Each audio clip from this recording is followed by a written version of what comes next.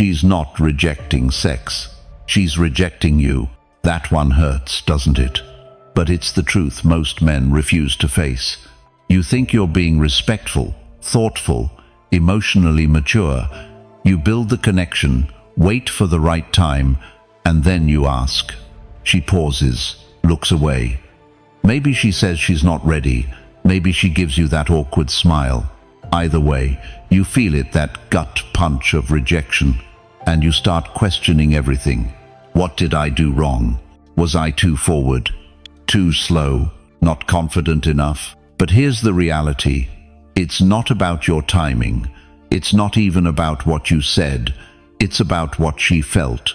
Women don't respond to words. They respond to energy, to presence, to the kind of calm, grounded confidence that doesn't ask, it leads, that doesn't beg, it invites.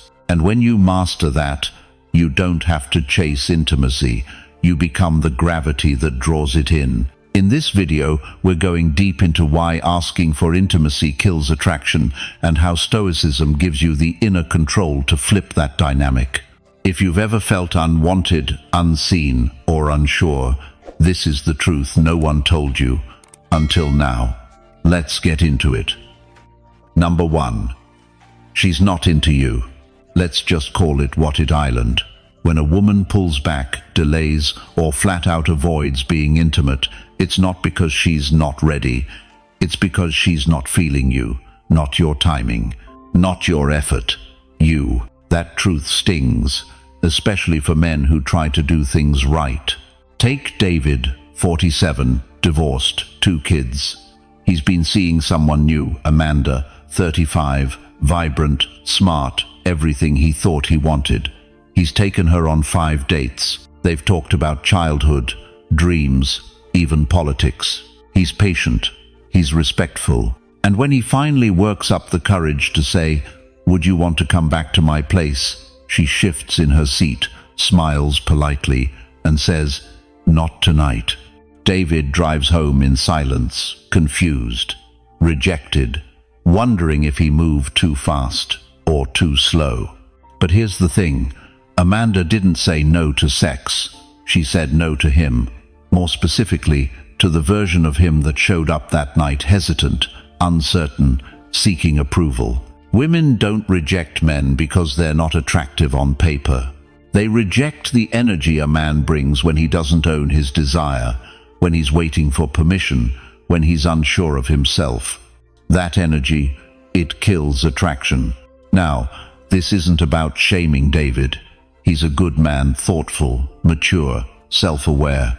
But intimacy doesn't respond to goodness. It responds to polarity, to that quiet fire inside a man who doesn't ask to be chosen, he expects to be wanted. Let me give you a contrast. Mark, 52, widowed, recently started dating again. He meets Jasmine, 39, at a mutual friends gathering. They connect. There's a spark. Over the next few weeks, Mark doesn't ask Jasmine out, he invites her. He doesn't wait for signs, he leads with clarity.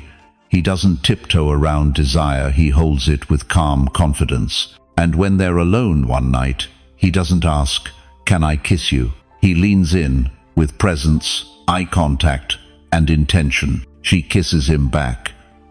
And she keeps coming back. Why? Because Mark didn't treat intimacy like a job interview. He didn't try to qualify for it. He let his presence speak louder than his words. Now let's pause. If you've ever been David, you're not alone. Most men were taught to be polite, to wait, to not pressure. And while that might work in a corporate setting, it fails in intimacy. Desire doesn't grow from asking. It grows from being. From embodying that grounded, masculine presence that says, "I want you, but I don't need you." When a man owns that space without apology, without hesitation, the right woman feels it. Not with her brain, with her body. And that's the real difference. It's not about game. It's not about tricks. It's about alignment between who you are, what you feel, and how you show up. So if she's not into you, stop asking what's wrong with her. Start asking, Am I showing up as a man who leads with quiet strength, or as a boy hoping to be picked? Now, before we move into the next section, think about this. When was the last time you led with your energy, not your words? Comment below with, "I felt that." Let others know you've been there too. Because what comes next? It's what most men never learn, and it's where the attraction either ignites or dies. Let's keep going. Number 2, stop asking. If you have to ask for intimacy, you've already lost. That might sound harsh, but it's the core truth most men don't want to admit. The moment you say, "Can I kiss you?" or "Is it okay if we," something shifts. The energy dies. The tension disappears. You've broken the flow. Why? Because desire doesn't live in permission. It lives in presence. It lives in certainty. It lives in the space between two people where things don't have to be explained, they're just felt. When you ask, you transfer the weight of leadership to her. You put her in the masculine role and you drop into the feminine. That's the polarity flip that kills attraction instantly. You think you're being respectful, and in a way, you are. But there's a deeper issue underneath. You don't trust your own energy. You don't trust the moment. You don't trust that you can lead without seeking validation. And this is where Stoicism enters the room. Marcus Aurelius once wrote, "If it is not right, do not do it. If it is not true, do not say it." Now read that again, but in the context of intimacy. If the moment doesn't feel right, don't force it. But if it does, stop hesitating. Stop looking for a green light from her. Be the one who moves first because you're aligned with what you feel, not waiting to be told what to feel. Stoicism isn't about suppressing your desires, it's about mastering them. When you ask, you're not mastering desire, you're tiptoeing around it. You're saying, "I feel something, but I'm afraid it might not be okay." And women feel that fear. It shows up in your tone, in your eyes, in the way your body tenses. They don't hear your words, they read your nervous system. The Stoic man doesn't need confirmation. He confirms himself. His actions aren't reckless, they're clean, intentional. He doesn't rush. He doesn't hesitate. He moves with calm. And that calm, it speaks louder than any pickup line ever could. Epictetus said it best. Freedom is the only worthy goal in life. It is won by disregarding things that lie beyond our control. You can't control her, yes. You can't control her response. But you can control how you show up. Whether you lead with grounded presence or with anxious questions. So stop asking. Start sensing. Start leading. Start trusting the moment and yourself. Because here's the truth. A woman doesn't want to tell you when the moment's right. She wants to feel that you know when it island. And if you can't sense it, then maybe you're not ready for it. Now here's a question for you, and answer it honestly in the comments. Have you ever killed the moment by asking? Drop a quick, "I've done that." You're not alone, but you can grow from it. And in the next part, we're going even deeper. You might think being nice earns you points. But what if it's the very thing that's turning her off? Let's keep moving. Number 3, nice kills desire. Let's be clear, being nice isn't the problem. But when nice becomes your whole identity, it is the problem. Too many men believe that if they're thoughtful, polite, generous, the woman will naturally feel attraction, that she'll choose them because they're the better man. But here's the uncomfortable truth. Attraction doesn't work like a scorecard. It's not about fairness, it's about feeling. Let me give you a real-world example. Brian is 50, works in finance, divorced 5 years ago. He meets Rachel, 38, at a wine tasting event. She's fun, witty, they click. Over the next month, Brian does all the right things. He opens every door, pays every bill, sends her flowers after dates, asks thoughtful questions, tells her how much he appreciates her. He even tells her, "I just want to treat you the way you deserve to be treated." Sounds sweet, right? But Rachel starts pulling away. She takes longer to reply, cancels plans, says she's just not ready. Brian is blindsided. I was nothing but good to her. Exactly. That's all he was: good, predictable, safe, soft. And while those things matter in a long-term partnership, they don't spark desire. Desire needs tension, polarity, that magnetic push-pull between the masculine and the feminine. When a man shows up as overly accommodating, always agreeable, always waiting, he creates zero tension. He becomes emotionally flat, unchallenging. The nice guy ends up being forgettable, not because he's a bad person, but because he's not bringing energy into the dynamic. Think of it this way: if she feels like she's already won you over before she's even opened up, where's the excitement? Now flip it. Tyrone, 46, is a contractor, straightforward, doesn't play games. He meets Melissa, 41, at the gym. He's kind but not overeager. He doesn't compliment her constantly. He's present, makes eye contact, and listens, but he also challenges her, teases her a little, doesn't rush to please. She's intrigued. He's not giving her a romantic resume. He's showing up as a man with backbone, a man who respects himself enough to let the dynamic build, a man who doesn't try to earn her, but lets her feel him. And here's the kicker: that creates tension, that creates anticipation, that builds desire. Being nice becomes unattractive when it's used to manipulate approval, when it's a performance, when it hides a fear of rejection.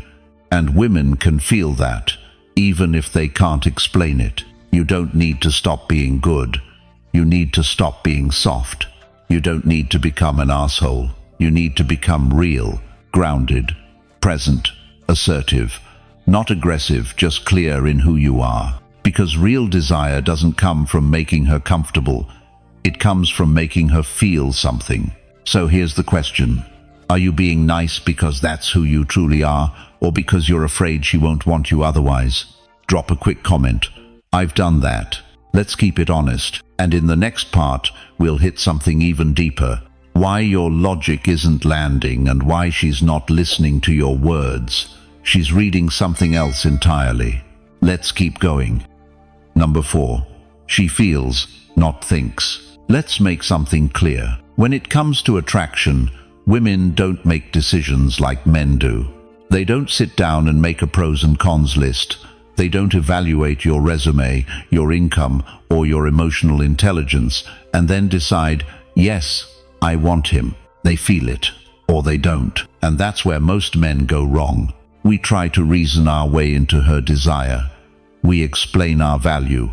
We highlight our good traits. We over-communicate, hoping our clarity will trigger her connection. But it never works like that. Because female desire doesn't live in logic. It lives in sensation, in intuition, in the subtle signals that bypass the mind and hit directly in the body. This is why a woman might say, "He's not my type," and still sleep with him because he made her feel. And it's also why she might say, "He's perfect on paper," and still walk away because he didn't move her. It's not unfair, it's just different. And if you can't accept that reality, you'll keep pushing her away without realizing it. This is where Stoicism offers a powerful perspective. Seneca once said, "We suffer more in imagination than in reality." Think about that in the context of dating. You imagine that if you explain yourself better, she'll understand. You imagine that if she just knew how good of a guy you are, she'd want you. But the suffering comes when that imagined path doesn't match her emotional truth, because her body has already decided before her mind ever catches up. You can't talk your way into her desire. You can only trigger it. And that happens when your energy matches what she craves. Grounded confidence, not verbal persuasion. So what does this mean for you? It means that the more you try to convince, the less she feels. The more you try to be understood, the less she's emotionally moved. Your job isn't to be impressive. Your job is to be felt. That happens when your tone is calm, your eye contact steady, your presence unshaken. You don't need to talk her into anything because you're not asking for permission. You're owning the moment with clarity and direction. Epictetus wrote, "Don't explain your philosophy, embody it." That's the key. Stop trying to explain why you're attractive. Start being the man who naturally radiates that truth. Because when you lead with energy instead of arguments, her nervous system responds, and that's when everything shifts. Now, if this is finally clicking for you, and you're starting to see why being a good guy isn't enough, I want to invite you to take this deeper. We're building a private community of men who are done chasing, over-explaining, and second-guessing themselves. Men who are ready to stop talking about what they want and start embodying it. If you want access to bonus content, private Q&A sessions, and exclusive deep dives into Stoic attraction and masculine power, hit that join button and become a channel member. Don't just watch, become a part of something. You've played the nice guy long enough. And before we move forward, here's a quick reflection. Have you ever explained yourself to a woman only to feel her pull further away? If that's you, comment, "I've seen this." No, you're not crazy, you're just using the wrong language. And the next part will show you how to speak without saying a word. Let's keep going. Number 5, own your want. Most men either suppress their desire or they leak it in weak, needy ways. But here's the truth. Your want isn't the problem. Hiding it island. There's nothing wrong with wanting her body, wanting intimacy, wanting to feel connected, physical, and alive. That's normal. That's masculine. That's real. What turns women off is when you don't own that desire. When you try to mask it with small talk, over-politeness, or worse, awkward compliments that reek of insecurity. Let me give you a real-life picture. Craig is 44, owns a small business in Arizona. He recently started dating again after a long, stale marriage. He meets Allison, 37, through mutual friends. She's sharp, confident, and beautiful in a way that throws him off. On their third date, they're having wine at her place. The vibe is good. She's sitting closer. There's a pause in the conversation, the kind of pause that invites something real to happen. But Craig freezes. He makes another joke, talks about her dog, then says something like, "I don't want to make you uncomfortable or anything. I just think you're amazing." She smiles, says thank you, but the moment is gone. She leans back. She checks her phone. Her energy shifts. Why? Because Craig wanted her, but he didn't own it. He fumbled it, apologized for it, made it weird. And that's the difference between attraction and disconnection. When a man owns his want, he's not pushy, he's present. He doesn't force. He doesn't beg. But he doesn't hide either. He looks her in the eye. He holds silence. His body language says, "I want you." Not as a pickup line, not as a strategy, just as a grounded truth. Women respect that, because when a man stands in his desire without shame, he invites her to feel safe in hers. And that's when the dynamic shifts from awkward to electric. See, the Stoics weren't about repressing what they felt. They were about mastering it. Marcus Aurelius wrote, "You have power over your mind, not outside events. Realize this, and you will find strength." The desire you feel, it's not a threat. It's not something to be ashamed of. It's part of your nature as a man. The mistake is when you let that desire control your behavior, or when you pretend it doesn't exist at all. Craig tried to be liked, to be polite, to be approved. But what Allison wanted was a man who didn't need her permission to feel what he felt. So here's the shift. Stop waiting for the perfect moment. Stop softening your truth. And stop turning your desire into a problem. Instead, stand in it. Feel it. Breathe through it. Let it fuel your presence, not your anxiety. Because when you own your want, you stop chasing and start attracting. Now, how many times have you felt desire and immediately shut it down? If that's ever been you, comment, I've felt that. It's honest, and it's part of growing into something stronger. And in the next part, we'll talk about how to speak volumes without saying a word. Because sometimes the most attractive thing you can do is say nothing at all. Let's move forward. Number 6. Silence wins. Most men are terrified of silence. They fill every pause with nervous words. They explain themselves. They soften the moment. They talk and talk, thinking they're building connection, but what they're really doing is breaking attraction. Here's what you need to understand. Silence is not a void. It's a presence. And if you know how to hold it, she feels it, deep. When you sit across from a woman, especially in a moment charged with intimacy or tension, silence can speak louder than any line you could deliver. It creates space. It builds pressure. It signals control not of her, but of yourself. The man who can hold silence is the man who doesn't need to perform. You're not trying to impress. You're not trying to fix. You're just there, grounded, steady, undeniable. This is exactly what Stoicism teaches. Seneca wrote, "Speech is not necessary to express what is in the heart." In other words, your energy tells the truth before your mouth ever opens. And most of the time, your mouth ruins what your energy was already doing right. Think about it. When you lean in and say nothing, when you hold eye contact without flinching, when your body is still, not fidgeting, not searching, that's power. That's presence. And she feels it in her body, not her brain. But most men get uncomfortable in that space. They assume silence means something's wrong, that she's waiting for them to do something. So they talk. And in that moment, they kill the energy. Why? Because words that come from fear are obvious. They feel like static, like filler. They signal one thing: insecurity. Now, let's be clear. This isn't about being cold or robotic. It's not about giving her the silent treatment or playing games. It's about letting the moment breathe and showing her you don't need to fill it to feel valuable. There's a quote often misattributed, but still powerful.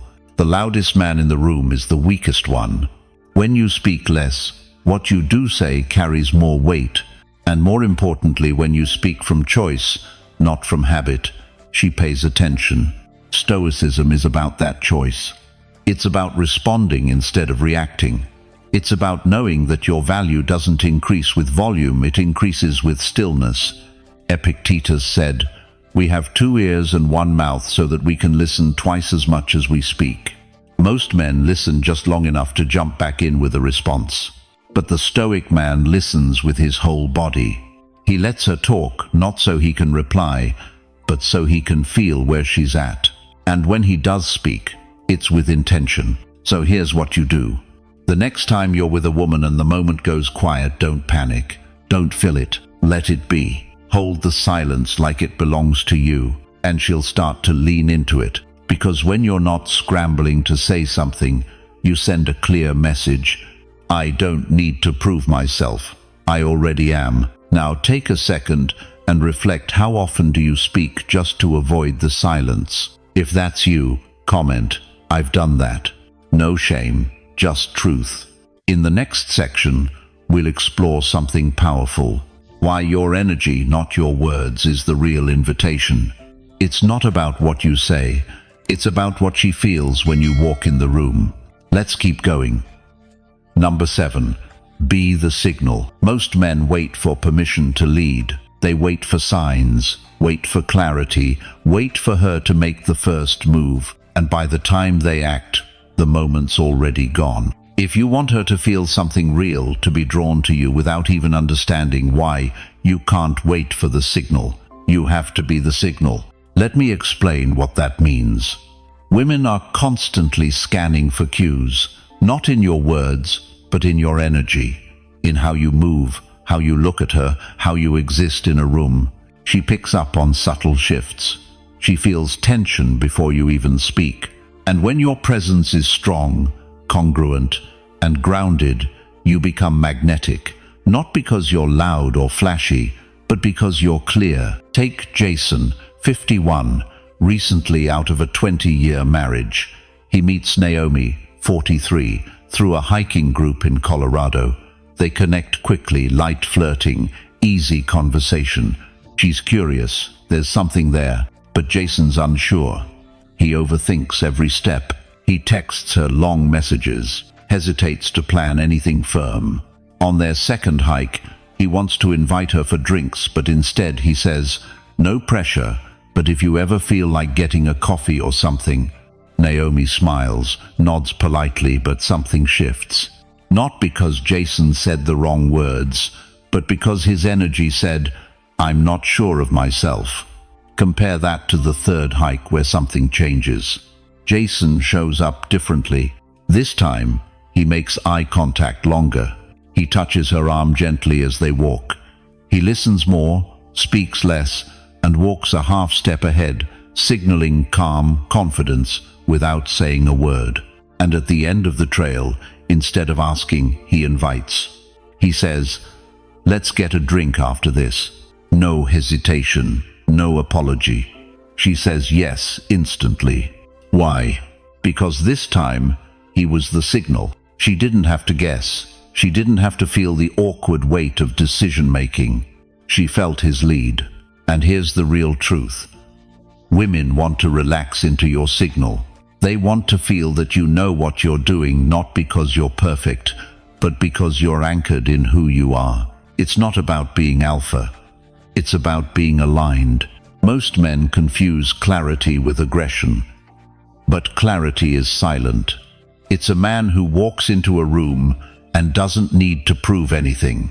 A man who doesn't explain, he radiates. And that's the difference between presence and performance. When you're performing, you're seeking. When you're present, you're leading. Marcus Aurelius wrote, "The soul becomes dyed with the color of its thoughts." If your thoughts are uncertain, scattered, insecure, that's the color your presence will carry. But if your thoughts are calm, steady, rooted, she'll feel that too. So how do you become the signal? It's not about lines or tricks. It's about congruence. Are your words matching your body? Is your eye contact steady or searching? Are you saying, "I want you," with your presence, or "Please like me"? When a man becomes the signal, he doesn't need to test the waters. He is the temperature. He doesn't wait for signs. He creates them. Now pause and reflect. Have you ever felt her pulling back and wondered if it was something you said? Maybe it wasn't your words. Maybe it was your hesitation. Comment, "I've seen this." Oh, let other men know you felt it too. Because in the next part, we're going deeper into why neediness repels and how to stop chasing validation without even knowing it. Let's keep moving. Number 8. Lead or lose. Here's a hard truth that most men don't want to hear. If you don't lead, you lose. In relationships, in attraction, in intimacy, leadership is not optional. It's not about domination or control. It's about direction. And without it, she's forced to take the wheel, which might sound modern, but in reality, it kills the spark. Women want to feel your lead, not because they can't lead themselves, but because when it comes to romantic polarity, masculine leadership is what creates desire. Most men today are passive. They wait for signs. They ask, "What do you want to do?" or "Is this okay with you?" thinking they're being respectful. But respect without direction just feels like hesitation, and hesitation is the enemy of attraction. When you lead, you give her something to respond to. You set the frame. You create the path. You decide the pace, and in doing so, you give her the freedom to relax into her feminine. This is where so many men go wrong. They confuse leadership with pressure. They think taking the lead means forcing her into something. But the Stoic understands the difference. He knows that leadership is not about control, it's about clarity. It's about moving forward from a place of calm, grounded conviction. Marcus Aurelius wrote, "Waste no more time arguing about what a good man should be. Be one." And that applies perfectly here. Stop arguing with yourself. Stop overthinking every move. Stop doubting your intentions. Lead. Not because you're sure of her, but because you're sure of yourself. When a man doesn't lead, the dynamic gets awkward. She starts to feel unsure.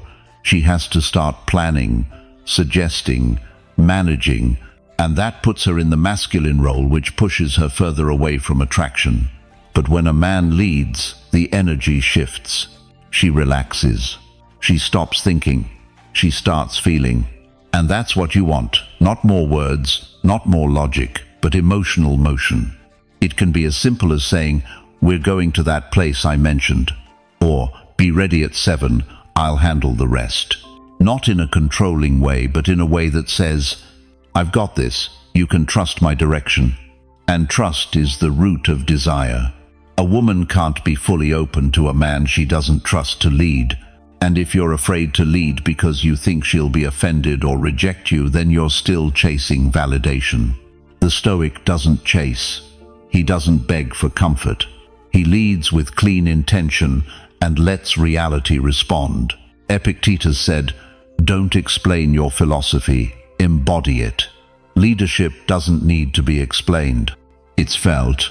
Now, if you're ready to stop waiting and start leading, this is your time. Inside our private membership, we go even deeper into the art of masculine leadership, Stoic energy, and sexual polarity without crossing the line. You'll get bonus videos, private Q&As, and direct insights on how to lead without fear, pressure, or performance. Hit the join button and become part of something built for real men. Not boys pretending, not pick-up tricks, just grounded leadership. And here's something to reflect on. How many times have you lost the moment just because you hesitated to lead? Drop a comment. I've done that. It's honest. It's how you grow. In the next section, we're bringing it all together. Because all of this, the calm, the clarity, the control, only works when it's built on truth. Let's finish strong. Number 9. Don't pause. Hesitation is where attraction dies. Not because she doesn't like you, but because you interrupted the flow. You were leading. You had momentum. She was feeling something. Then you paused. You second-guessed. You looked for confirmation. And in that split second, the whole mood shifted. This is what most guys don't realize. Attraction doesn't wait for perfect timing. It builds in the momentum. When you pause, you create space for doubt, not just for her, but for yourself. You send a signal, "I'm not sure," and she feels it. Let me give you a real example. Brian, 47, works in tech in Seattle. Divorced for 3 years, he's been dipping back into dating. He meets Jessica, 39, at a friend's birthday dinner. They hit it off. She's playful, sarcastic, and clearly into him. 2 weeks later, they're having drinks at a rooftop bar. The energy's strong. She leans in, their legs touch. She's giving him every signal. And just as Brian feels the moment to kiss her, he pauses. He says, "Is this okay?" She blinks, pulls back slightly, smiles, but it's not the same. And that's it. The spark didn't vanish, but it cooled. Why? Because that pause broke the tension. It made the moment about thinking, not feeling. This doesn't mean you should bulldoze forward. It doesn't mean you ignore her cues or act like you don't care about consent. What it means is this: if you're in the moment and she's there with you, stay in it. Don't make her do the emotional work. Don't pass the ball to her. Lead it home. Marcus Aurelius said, "The impediment to action advances action. What stands in the way becomes the way." That hesitation you feel, that's the resistance. But it's also your signal to move. If you've done the work, if you've been clear, grounded, present, then, when the moment opens, you don't pause, you act. And here's the truth no one talks about. Most women don't want to be the one to say yes. They want to feel like they're being taken into something, not pushed, not pressured, but led. When you pause and ask, "Is this okay?" in the wrong moment, you put her in a parental role. She has to validate you. She has to say yes, so you feel safe. That's not sexy. That's a burden. But when you're tuned in, fully present, and responding to her energy with your own, then action becomes natural. It's not about permission. It's about alignment. Brian learned this the hard way. After that night, Jessica didn't ghost him, but things fizzled. And weeks later, when they talked, she said something honest. "I was into you, but it just felt like you were unsure." That's the power of the pause. It tells her what you believe about yourself. And that's where most men get stuck. They think pausing shows respect, but what it really shows is doubt. If you've spent the whole evening building comfort, tension, and trust, and she's still sitting close, laughing, holding your eye contact, then don't back out of your own energy. Move forward with presence, stay connected, and let her respond, because that's where the magic happens. Now, how many times have you lost the moment because you hesitated? Be honest. Drop a comment. "I've felt that." Lane. And if this is all starting to click, the leadership, the energy, the grounded action, then the last piece is coming. In the final section, we'll bring it all home, because desire isn't built on tricks, it's built on truth. Let's close strong. Number 10. Make her want it. Let's be brutally honest for a second. Most men are trying to convince her, trying to sell themselves, trying to say the right thing, trying to look impressive, accomplished, even emotionally available. But here's the real secret. You don't make her want it by talking, you make her want it by being. The more you try, the more she resists. The more you chase, the more she hides. Because want real, feminine want, can't be forced. It has to be activated. And you don't activate it with logic. You don't activate it with compliments. You activate it by creating the right emotional conditions. Let's flip the script here. Think about what turns you on. It's not the woman who needs you.